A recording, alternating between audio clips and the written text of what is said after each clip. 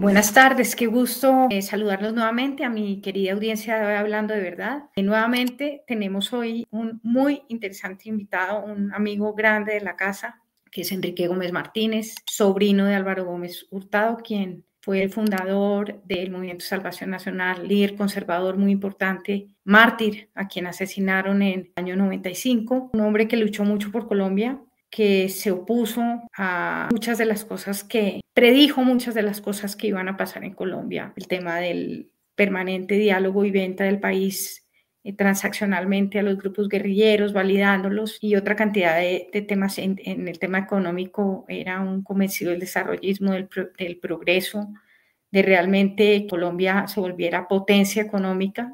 Desafortunadamente, nada de eso se logró. Y Enrique, su sobrino, hijo de su hermano, retoma estas banderas en el año 2022. Tuve el gusto de acompañarlo en campaña al Senado, con el interés y la ilusión de hacer política en primera persona, de empezar a trabajar nuevamente con esas ideas conservadoras de defensa de valores y de libertades.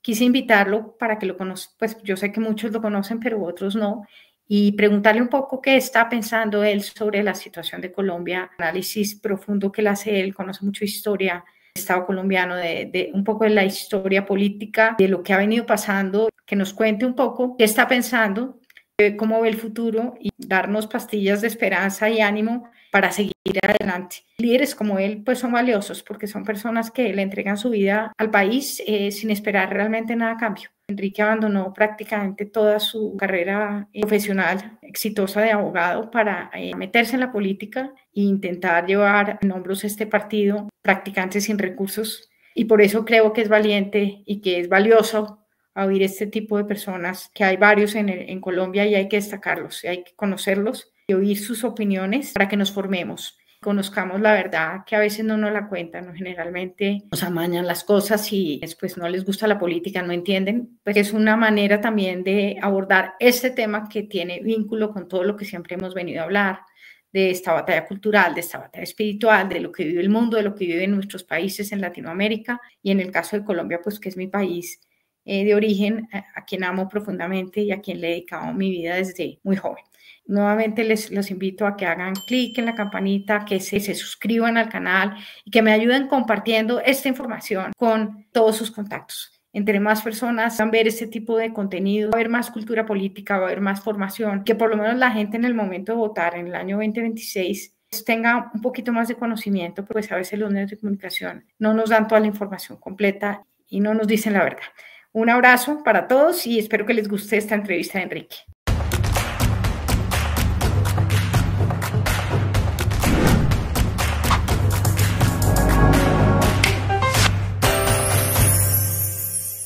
Bueno, buenas tardes, Enrique, ¿cómo estás? Bien, muy contento de estar contigo. ¿Cómo vas? Muy bien, aquí en AVE Hablando de Verdad, contentos de tenerte. Bueno, Enrique, la idea de invitarte hoy era un poco que hablemos de Colombia, o sea, de la situación que está viviendo este país, que nos tiene tan preocupados a todos, que cada día nos levantamos con algún escándalo o con alguna situación diferente, pero viéndolo un poco desde un aspecto que yo sé que tú conoces mucho, y es, en primer lugar, entender cómo llegamos a esto.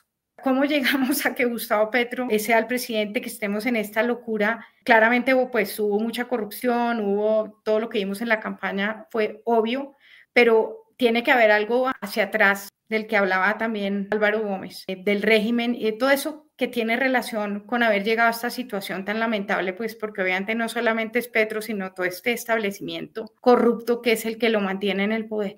Me gustaría que nos cuentes tú qué opinas. Pues yo creo que hay muchos antecedentes, esencialmente la ineficacia del Estado colombiano en su capacidad de suministrar pues, los bienes básicos, los beneficios básicos de un Estado mismo, un Estado que no brinda seguridad, no brinda justicia, un Estado que no ha permitido un crecimiento económico suficiente, un entorno productivo suficiente para que se pueda, digamos, salir de subdesarrollo y lograr unos niveles de ingreso per cápita de un país semidesarrollado. Llevamos siendo un país subdesarrollado pues todo el siglo XX y gran parte de lo que va ocurrido el XXI, pues clasificamos todavía en casi todos los indicadores como un país subdesarrollado. Sin embargo, pues la apertura económica de Gaviria y y algunas modificaciones estructurales que se hicieron en ese momento permitieron iniciar una transformación a la luz de la Constitución del 91, en donde de luchar contra la pobreza en general se empezó a transformar la acción del Estado para transformar ciertos indicadores específicos. En su momento se denominaron necesidades básicas insatisfechas, y ese proceso, que tuvo el respaldo en muchas etapas de Estados Unidos, pues sí generó una transformación social y redujo los índices de pobreza de manera importante en la treintena del 90, digamos, al 2020, que se logró como avances importantes, reducir los indicadores de falta de cobertura de servicios básicos, acueducto y alcantarillado, sobre todo en los grandes núcleos urbanos. Se aumentó la cobertura en educación, se aumentó obviamente con la ley 100, diría yo, dramáticamente y posiblemente de la manera destacada como avance social la cobertura en salud. Y lentamente, mucha dificultad se fue avanzando en temas de infraestructura productiva. Se resolvió el problema del suministro de energía en un compromiso entre confiabilidad y costo. Es una energía relativamente costosa en promedio para nuestras fuentes hídricas, que son ya baratas, pero confiable para todo el sistema. Hoy hubo una transacción social importante que ha funcionado con éxito desde el gran apagón del 92, que fue una catástrofe económica muy importante. Se lograron cosas. Yo no creo que uno pueda coger y decir que todo el desarrollo social y económico a raíz de la Constitución del 91 fuera negativo, como sí lo ha alegado la izquierda, pero no fue evidentemente suficiente. Y no fue suficiente porque las costumbres políticas cambiaron poco. Recordemos que recién entronizada la Constitución del 91, pues vino un escándalo terrible del 8000 que mostraba pues una forma muy deshonesta de hacer política, de la infiltración del narcotráfico. Y yo creo que esa incapacidad y esa indiferencia también de la clase dirigente del país, de la clase política, de los grandes conglomerados económicos frente a la inoperancia del Estado, pues fueron generando un caldo de cultivo en donde, primero que pasó es que se adoptaron muchas teorías y postulados socialistas. Colombia es un Estado socialista y eso lo puedo demostrar no solo desde la perspectiva de la enorme capacidad de intervención del Estado en la economía, las extensas regulaciones, las capacidades de inspección, vigilancia y control del Estado en casi todos los ámbitos de la economía, una tendencia muy patrocinada por los presidentes de origen liberal de generar una demagogia laboral. Entonces tenemos un régimen laboral ultra garantista, lleno de prestaciones sociales adicionales, muy rígido. La doctrina obviamente de asistencialismo a través de subsidios monetarios no condicionados, que se volvió casi que regla general de operación, y el acervo rentístico. Yo creo que es otra de esas características fundamentales de un Estado socialista, y es el de que la ciudadanía y el sector productivo pueden soportar cualquier carga impositiva. Casi que el cielo es el límite de la carga de impuestos que se le puede imponer al sector productivo, y eso nos ha dejado un Estado, cuando empezó la Constitución del 91, era un Estado pequeño, pobre, no podía combatir adecuadamente la amenaza subversiva, y fue volviéndose un Estado cada vez más rico, con más recursos. Una parte importante de esos recursos, a partir del gobierno de Pastrana y después de los grandes fracasos de Samper, recordemos la toma de Mitú, que fue como el apogeo de la guerrilla en su aspiración de la guerra de posiciones, y de ahí en adelante pues el Estado se transformó en su capacidad ofensiva y militar, y logró por primera vez en muchos años un repliegue estructural de la guerrilla y matizar un poco ese riesgo. Ese Estado siguió creciendo en términos de tamaño del presupuesto, número de entidades, número de contratistas y de funcionarios públicos, y eso fue alimentando una clase política que aprovechó bien ese crecimiento estatal para fortalecerse, para implantarse. Y yo creo que en ese contexto, pues esa clase política no es querida por la población, tiene muy poco prestigio, tiene una percepción general de corrupción, de inoperancia, de abuso.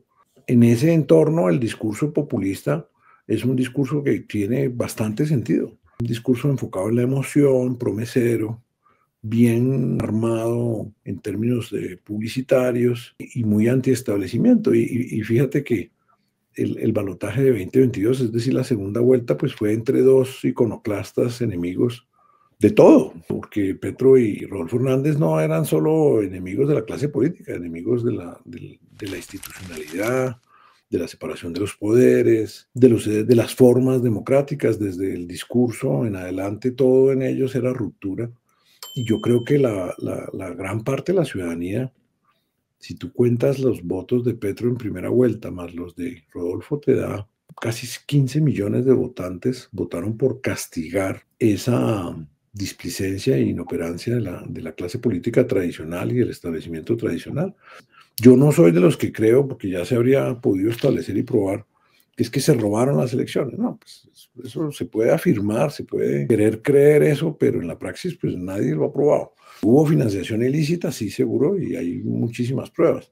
Que no equivale, no es lo mismo decir que se recibió más dinero del tope legal o dinero de fuentes ilegales, robarse las elecciones. Yo sí creo que uno no debe desconocer los fenómenos políticos y mi convicción es que en 2022 la ciudadanía en su enorme mayoría castigó al establecimiento democrático, económico y político de una manera brutal y terminó saliendo como en el mito de la burra y el caballo, pues sale macho o sale burra, con una elección muy cerrada realmente entre Rodolfo y Petro, en donde una porción minoritaria no estaba contenta con eso, ni con Petro ni con Rodolfo, pero escogió una u otra opción para votar en contra de la otra.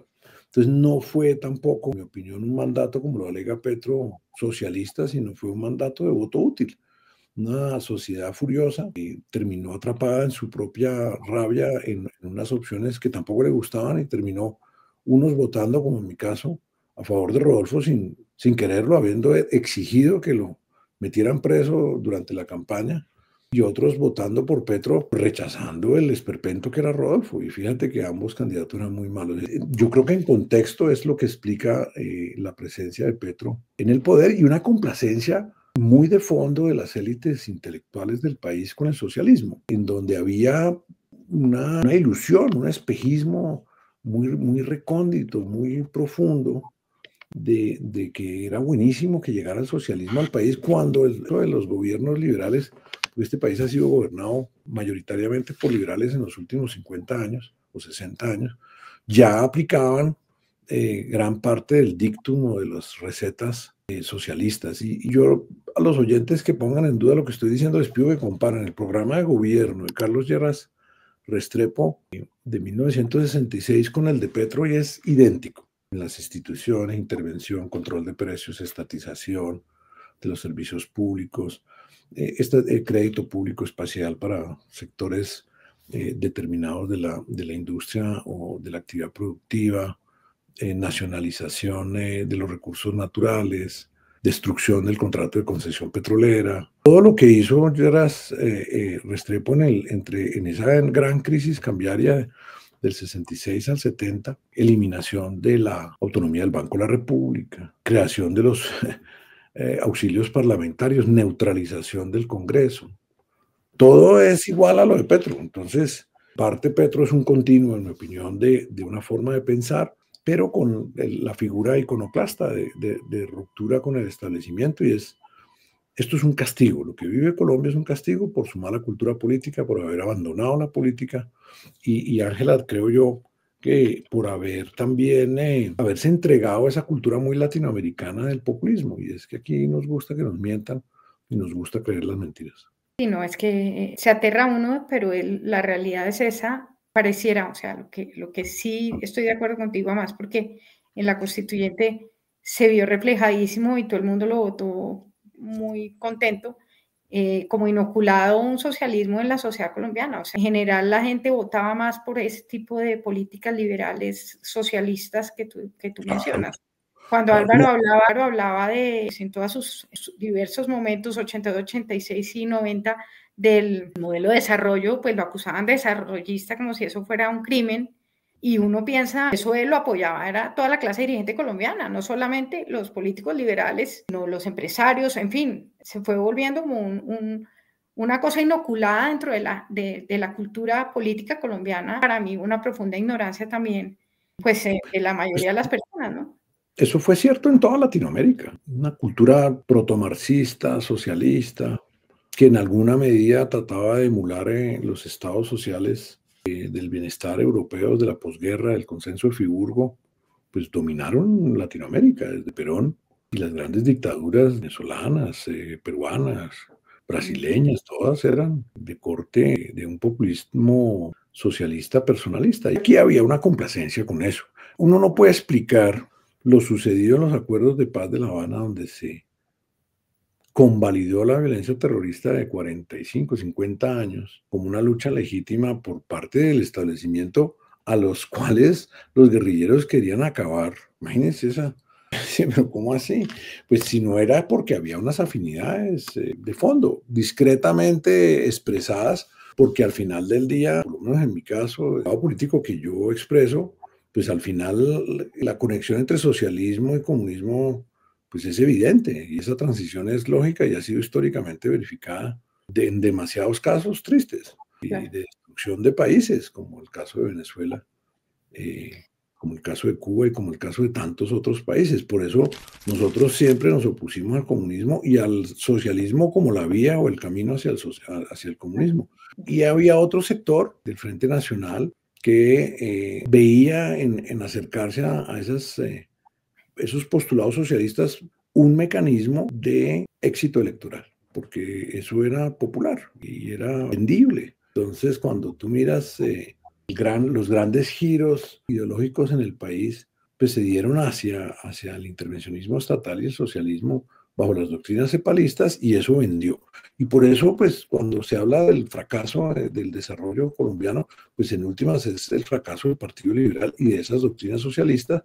Y lo irónico de la vida de Álvaro Gómez fue que Gaviria aplicó varias de sus recetas, yo creo que sin estar muy convencidos. Cuando uno oye a Rudolf Homs, es un socialista caviar, socialista de los empresarios, del capitalismo de amigos, pero una persona que aplicó recetas del neoliberalismo que en ese momento estaba en boga porque era exitoso, porque en el 1990, Ángela, lo que es un contrasentido para Colombia, cogimos una constitución que, como tú bien dices, es ultrasocialista en todas sus instituciones, no solo en lo económico, en el concepto de democracia directa popular, la revaluación de muchos conceptos y valores sociales trascendentales que se impusieron ahí como mandatos de optimización y que después se fueron casi que inoculando a la fuerza a una sociedad que era muy distinta, una sociedad que era católica, una sociedad más bien conservadora, le aplicaron unos cánones que venían casi todos copiados del constitucionalismo alemán en las instituciones, vuelvo y digo, en los temas sociales, en el tema económico,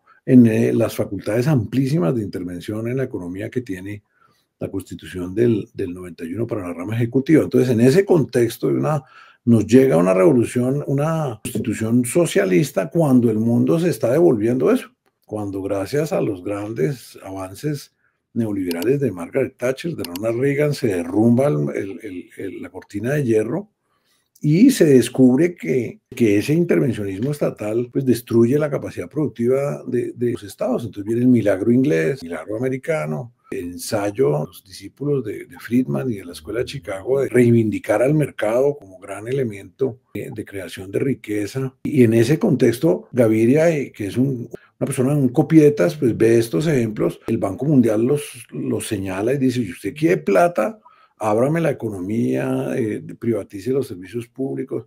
El país había salido en el gobierno de Barco una crisis que la gente olvida, que fue la crisis de los bonos Brady, una crisis de deuda pública latinoamericana terrible. Casi todos los países de Latinoamérica y Colombia inclusive entraron en cesación de pagos y el secretario Brady del Tesoro de los Estados Unidos rescató a toda Latinoamérica con unas condiciones. En el caso de Colombia eran pues avanzar en el tema de cobertura de servicios básicos.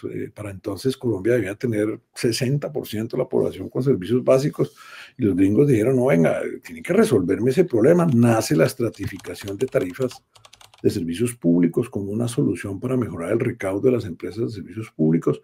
Se impone la obligación de liquidar muchas de estas empresas de servicios públicos que eran un desastre. Lo que pasa es que la gente se le olvida o la gente ya se murió, pero cuando yo era pequeño, y tú te lo debes acordar, Ángel, los servicios públicos eran fatales en todo el país y viene un proceso que se materializa en el caso de servicios públicos en la ley 142 y la 143 de 1994, que se crean empresas autónomas, ya los alcaldes y los gobernadores no controlan las empresas de servicios públicos, son empresas ESP que tienen un nivel de autonomía, muchas de ellas logran privatizar o concesionar esos servicios públicos y eso transforma Colombia. Los puertos, se privatizan los puertos, se liquida Telecom,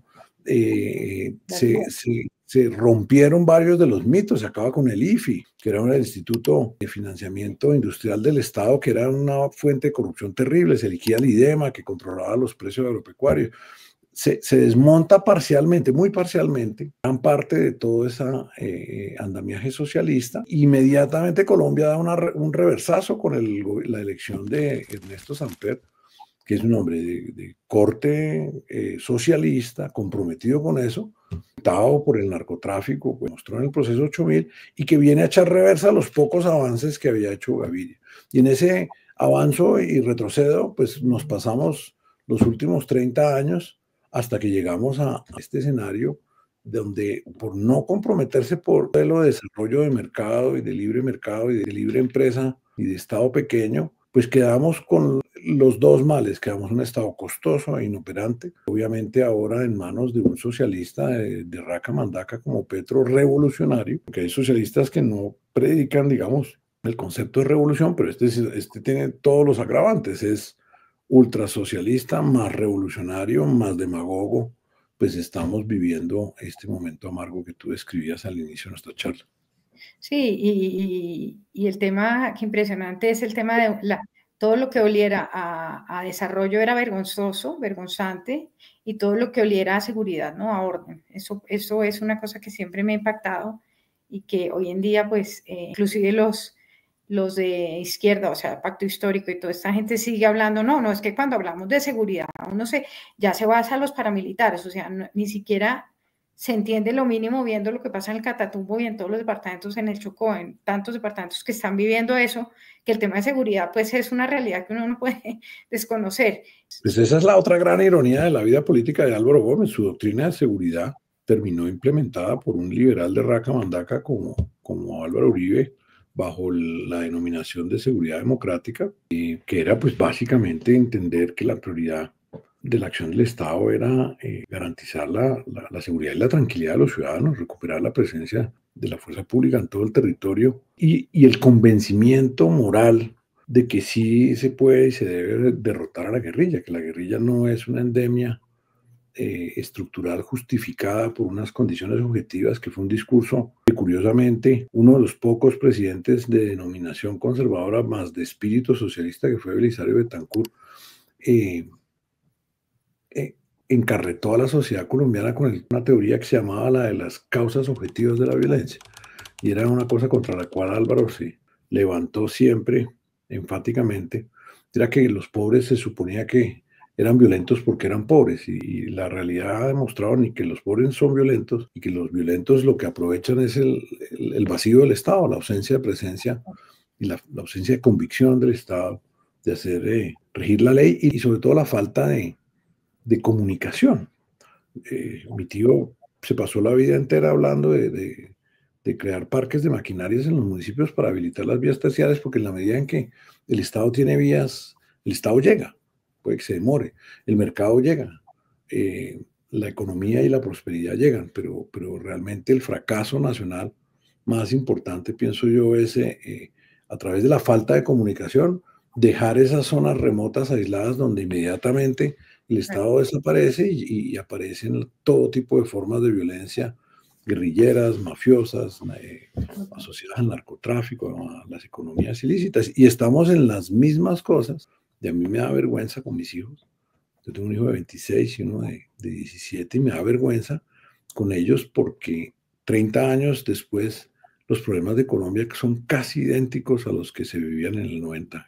Panorama creo que es ese y coincido contigo. Pero bueno, ¿tú cómo ves la situación? O sea, la situación actual, que la tenemos clara, el caos. ¿Qué futuro ves? ¿Qué perspectivas ves? ¿Hay algo ves esperanza? Yo sé que tenemos que tener esperanza siempre y por eso estamos todos en esto. Eso es lo que nos mueve. Pero objetivamente tú, ¿Qué ves que puede pasar? ¿Tú realmente crees que Petro se quiere quedar o va a terminar pudiéndose quedar? Uno ve que en las encuestas de segundos Gustavo Bolívar dice, bueno, Dios mío, entonces, ¿qué tiene que pasar para que entendamos que como que nos salió bastante mal el chiste? A mí no me sorprende, yo creo que tenemos que dimensionar pues la realidad. El proceso de Petro es de muy mal gobierno, poco exitoso, muy desprestigiado y desacreditado, pero en lo que sí ha sido exitoso es en construir una enorme máquina de propaganda que el país no había conocido hasta ahora. Habilitado por las redes sociales, pues Petro tiene un perfil de 8 millones de seguidores en X, no quiere decir que todos estén de acuerdo con él, pero le dan un alcance. Tienen influenciadores, tienen una serie de herramientas digitales muy sofisticadas, usan iniciativas que derivan del acuerdo de paz, como esta de Comunicaciones para la Paz, donde lo vimos en el último foro que hizo el Ministerio de Telecomunicaciones en Armenia, pues han utilizado esos espacios de desarrollo comunitario como herramientas de, llamémoslos, cajas de resonancia del gobierno. Tienen el mayor gasto publicitario de la historia documentada del Estado colombiano y han concentrado toda la pauta publicitaria de todo el Estado colombiano en RTBC. Obviamente que cuando tú manejas centralizadamente la publicidad del Estado, pues tienes un alcance adicional, estratégico muy poderoso. Adicional a eso veo yo que el grueso del consumo de noticias y de información y de entretenimiento se ha desplazado de los medios tradicionales de prensa, radio y televisión hacia las redes sociales. Casi el 60% de la población consume su entretenimiento y noticias de las redes sociales y eso ha debilitado enormemente a la prensa tradicional y esa prensa tradicional está construyendo portales que necesitan tráfico y el que más vende y el que más genera tráfico en Colombia desgraciadamente es Gustavo Petro.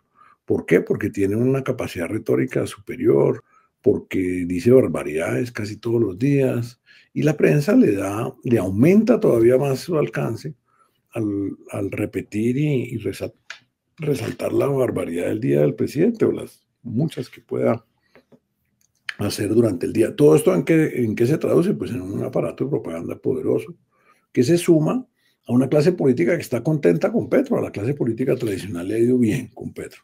La pobreza, la incapacidad, la falta de mayorías parlamentarias consistentes en el Congreso, pues ha puesto al gobierno de Petro un rol transaccional con el cual pues, la clase política se ha enriquecido monumentalmente. Ellos no piensan sino en el dinero, en renovar su credencial. Ese es el aporte de la clase política tradicional a la democracia en este momento.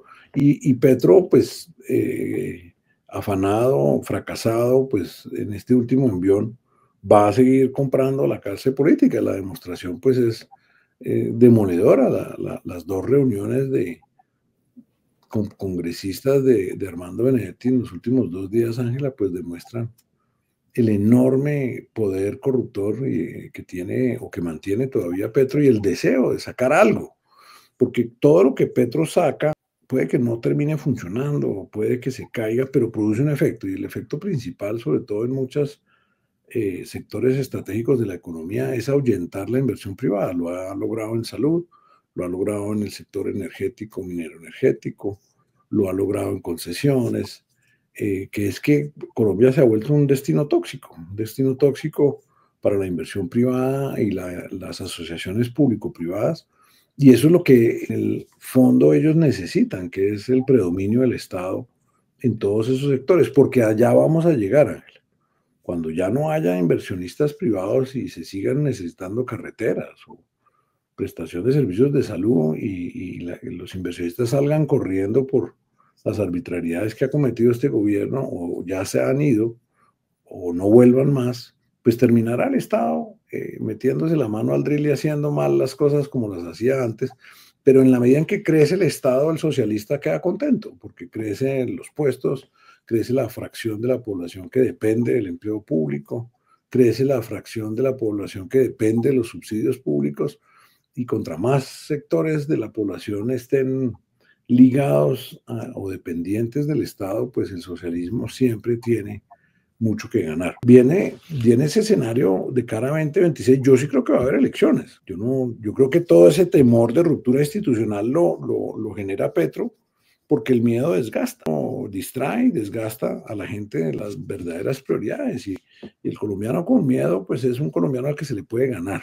El colombiano poca autoestima, con incertidumbre sobre el futuro, es un colombiano al que le pueden imponer una serie de hechos políticos sin que reaccione. Entonces, creo que en eso Petro sí va a hacer las elecciones y las va a permitir, pero va a tratar es de ganarlas. Y en ese sentido, pues tiene muchas herramientas a su favor. Este enorme aparato de propaganda, el poder contractual del Estado, muchas regiones pues incendiadas en violencia guerrillera, donde votar pues no va a ser fácil, y votar por fuera de las órdenes del pacto histórico va a ser difícil, porque posiblemente en esas regiones solo van a poder hacer campaña para el Congreso los candidatos del pacto histórico,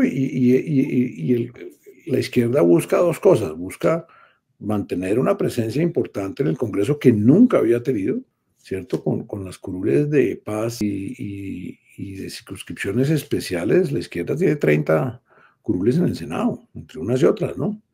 Y en la Cámara pues tiene una presencia no tan grande como en el Senado, pero la tiene. Entonces están tratando de defender eso y obviamente de poner presidente, o de decidir quién es el presidente, que ambas cosas. Lo segundo mejor que usted puede hacer, si no puede poner a su candidato, pues es decidir quién gana las elecciones. Y yo creo que en ese arbitraje para la segunda vuelta, en la foto actual, pues está muy claro que la segunda vuelta es entre un candidato de centro izquierda y un candidato de izquierda.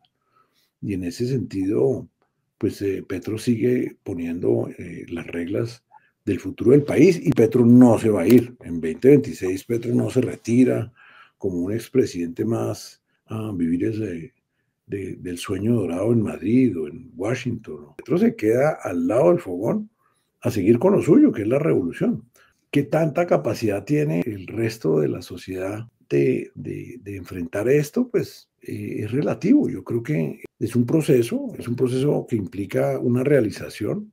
El colombiano es simplista, el colombiano es flojo para los procesos, no cree en eso, y por eso abandonó la política en las peores manos. Y hoy pues lo que viene es un proceso de selección y de decantación, que puede ser o muy rápido, que sería peligroso, o muy lento, que también sería muy peligroso, en donde además la oposición a la izquierda no tiene un mapa claro, ni quiere sentarse a acordar un mapa claro para 2026. Yo creo que eso es más peligroso que el hecho de que no se haya decantado un liderazgo específico. Hoy todo el mundo anda preocupado por el quién, y yo creo que esta hora es la hora del qué y el cómo.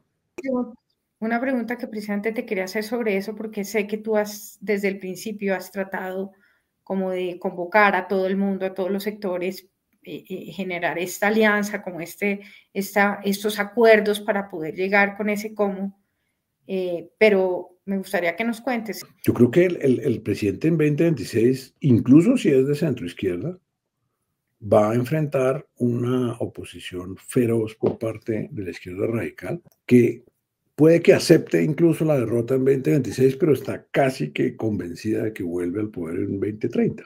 Porque en ese universo la conquista del poder es el único objetivo. Para el marxista, para el socialista convencido, la política no tiene como fin el bien común, ni el cambio de las condiciones sociales y económicas, ni tiene una ideología específica. Estas personas ven la política solo como una herramienta para la conquista del poder, y esa es la ética comunista, la ética marxista, en la cual todos ellos han sido criados desde la universidad, pasando por los movimientos guerrilleros a los que han pertenecido. Estamos enfrentados a un sector de la sociedad que cree obsesivamente en eso, y por eso están dispuestos, pues como lo hicieron en 2021, a incendiar el país para lograrlo, sin ningún reato de conciencia, sin vergüenza. Esa gente no, al contrario, salen orgullosos a decir que ellos con la primera línea quemaron el país, y les parece divinamente, y hay un sector de la población que le cree en eso y les aplaude. Entonces, yo sí creo que lo importante ahorita sería sentarse y llegar a unos acuerdos, unos consensos sobre acciones concretas para 2026, que son todas muy complejas, todas muy impopulares, la mayoría de ellas muy costosas en términos sociales, porque la forma, en la manera en la que se ha desenvuelto este gobierno va a dejar tres cosas esenciales: la economía muy golpeada, el Estado muy endeudado y el poder público plagado de nombramientos en propiedad de gente muy de izquierda que va a impedir, digamos, la acción eficaz del Estado para cualquier nuevo gobierno. Entonces, un gobernante que llega a improvisar una agenda, a acordar una agenda el 7 de agosto, se lo devoran. Esa es mi convicción, yo lo he venido diciendo en todos los foros. Los consensos, los acuerdos programáticos de acción estatal para 2026 hay que negociarlos y acordarlos ahora, redactarlos ahora, planteárselos al Poder Judicial ahora, a los grupos económicos, a los sindicatos, a la clase política, porque no se puede seguir planteando que es que la política se hace sin los políticos. A los políticos toca es enderezarlos, toca es enseñarles a hacer las cosas mejor y a limitar su ambición y su codicia, pero la tesis de que es que uno puede tener una democracia sin políticos es absurda. Y a mí me preocupa ver candidatos que andan diciendo eso, porque entonces la clase política pues se va con la izquierda, sí, se va con Benedetti.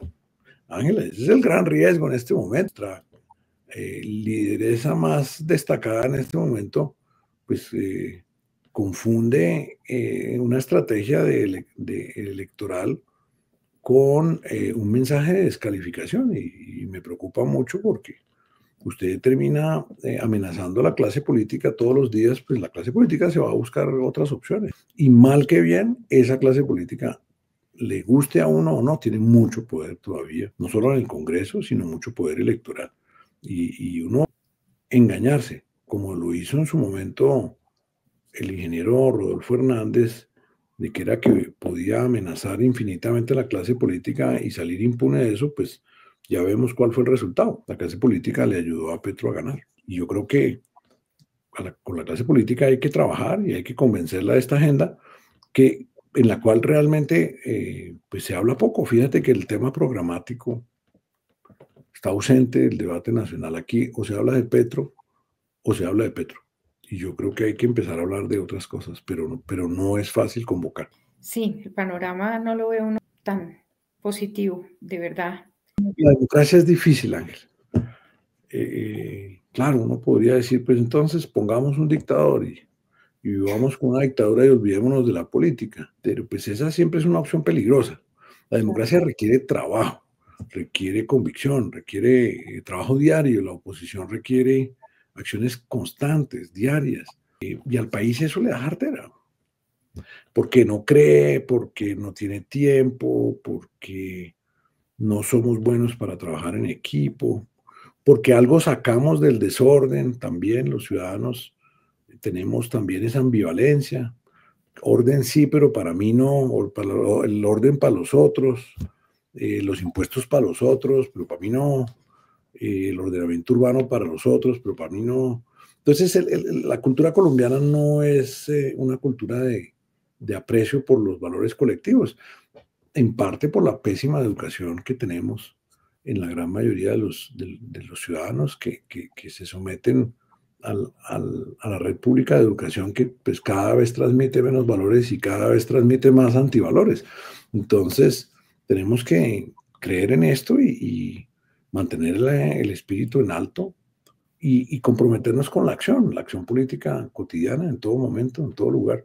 Ya para terminar, porque sé que tienes otros compromisos, el tema que a mí me preocupa o veo es que la oposición a esos temas que tú dices que son importantes, programáticos, las soluciones que son radicales, que van a tener un costo altísimo social por cómo va a quedar la situación en la que va a quedar el Estado colombiano, la economía, todo, le preocupa a uno porque la gente habla mucho, se habla mucho desde muchos sectores que una persona es centro, no el centro, pero es que el centro no le interesa, no está de acuerdo con esos temas, entonces, complejo.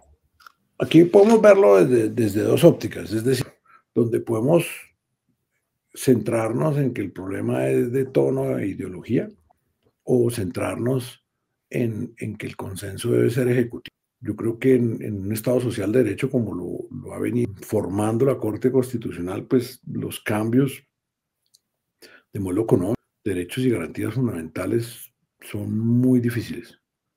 Eso, una transformación constitucional de fondo no es posible, es casi imposible en este momento. Yo no me centraría en eso, yo no creo en eso. Yo creo que lo que sí debe es el Estado cumplir, hacer algo. Es que la ineficacia del Estado es demoledora. La indiferencia del Estado frente a los ciudadanos es terrible. El Estado es un enemigo del ciudadano. El Estado no acompaña al ciudadano, sino le quita, se le atraviesa, le impone, y cuando el ciudadano lo necesita para que lo proteja o le traiga justicia o le resuelva los problemas de infraestructura del Estado, no llega.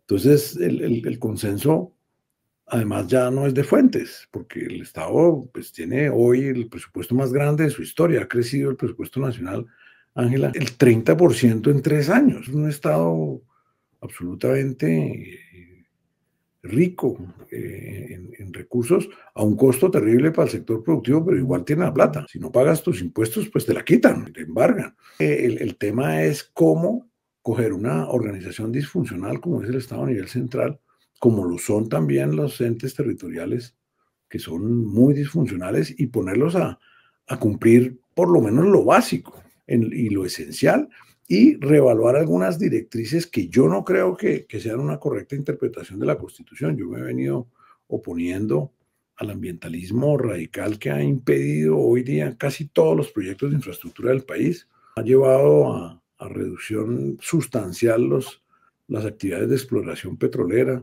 el desarrollo de la industria minera. Aquí en Colombia no se puede hacer infraestructura de ninguna clase porque la interferencia del regulador ambiental o de los entes de inspección, vigilancia y control a través de las corporaciones autónomas regionales, pues hace que el país está paralizado. Si no revaluamos eso, pues vamos a destruir esos bienes esenciales que fueron tan difíciles de conseguir desde los 90 a hoy, como la cobertura adecuada y permanente de servicios públicos, ojalá a un precio, pues si no el más barato del hemisferio, pues un precio razonable que estimule la actividad económica, y ese consenso pues es uno de los consensos más difíciles de lograr. Tenemos que volver a fumigar. La erradicación aérea es indispensable. Con 300.000 hectáreas de coca, no, este país no lo gobierna ni el brujo. Por más brujo y que nos inventemos, si usted no controla eso y si no llega a unos acuerdos de erradicación forzosa con las economías cocaleras, así sean progresivos, Ángel. Yo te voy a poner el ejemplo del Catatumbo. Si ya han metido 10.000 soldados, no han podido erradicar una hectárea de nada. Y si tú te pones, allá hay 52.000 hectáreas sembradas de coca, si tú le dices a la gente que en un año vas a erradicarlas, pues no entras ni a sangre ni a fuego. Toca sentarse con esas comunidades y convencerlas de abandonar progresivamente ese cultivo con fumigación aérea, con erradicación manual, porque el poderío de los enclaves cocaleros del país es tan grande, la ampliación de la productividad por hectárea de la hoja de coca, la calidad del proceso industrial de producción del clorhidrato de cocaína, los laboratorios son cada vez más eficaces. O sea, el país tiene que enfrentar no es solo el volumen de hectáreas de hoja de coca, sino que en estos enclaves como el Catatumbo o muchas zonas del Cauca y del Nariño o de Putumayo, la productividad de cada planta es mayor, el principio activo en la hoja es mayor y la calidad del proceso industrial asociado a la producción de cocaína es cada vez mejor. Es decir, que la caída en los precios de unitarios por kilo de coca, que hoy día puede seguir en $1.200 para entrega a ruteros en Colombia, pues lo han suplido con muchísimo más volumen. Entonces, al final del día, lo que ha pasado es que la eficiencia de la industria cocalera le sigue manteniendo a las mafias y a la guerrilla unos ingresos poderosísimos. Y lo vemos en la capacidad de combate, en la capacidad de movilización, de copar el territorio, Es decir, la economía cocalera hay que enfrentarla. Y hoy por hoy, tú te ves aquí en Bogotá, la Corte se siente y dice, no, no puede erradicar. Entonces es un consenso, pues hay que sentarse y hablar es de eso. Y el estimado, pues yo hablo de 300.000 porque creo que los informes de Casa Blanca, de la Casa Blanca de los Estados Unidos son realmente el referente. El informe CIMSI de la ONU siempre ha sido criticado porque interpreta las imágenes satelitales de una manera que le sirva lo mejor que se pueda al gobierno de turno. Yo creo que el inventario de coca en Colombia incluso puede estar por encima de las 320.000 hectáreas. Este país no se puede manejar con eso.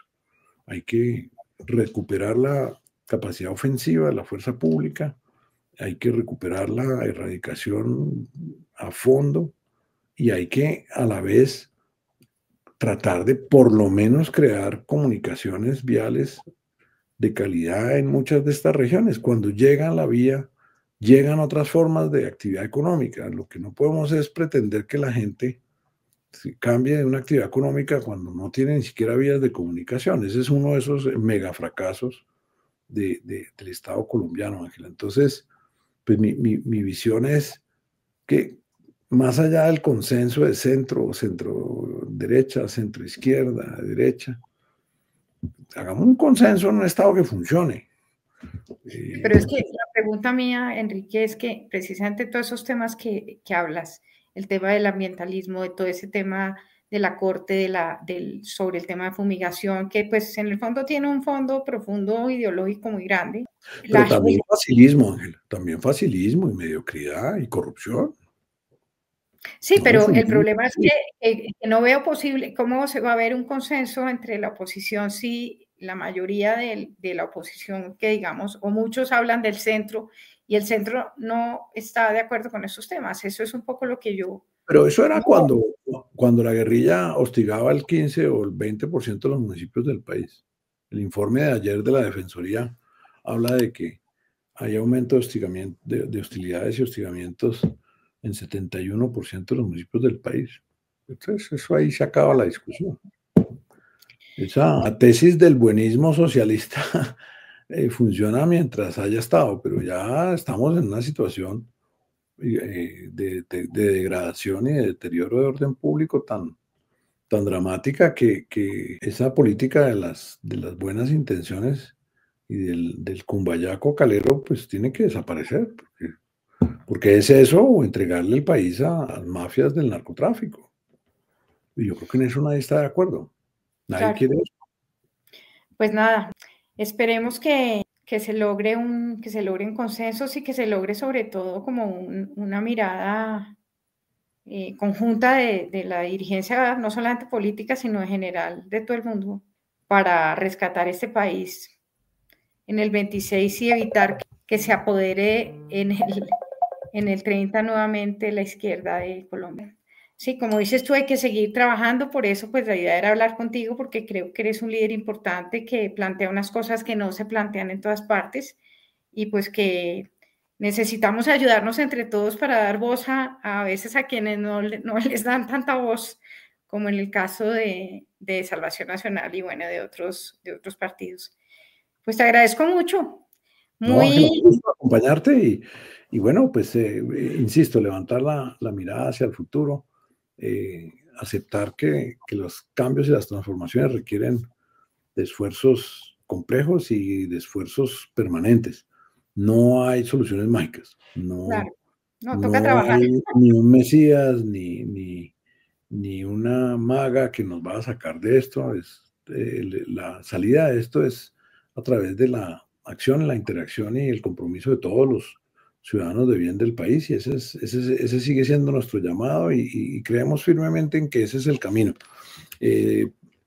Pensar que aquí va a haber soluciones mágicas es, creo, parte del problema y no una ruta de solución. Un placer estar contigo, de verte nuevamente Lo mismo. y bueno, muchos Gracias. éxitos con el espacio y seguimos adelante en la lucha por salvar a Claro, Colombia. Para eso existe claro que sí. Salvación Nacional.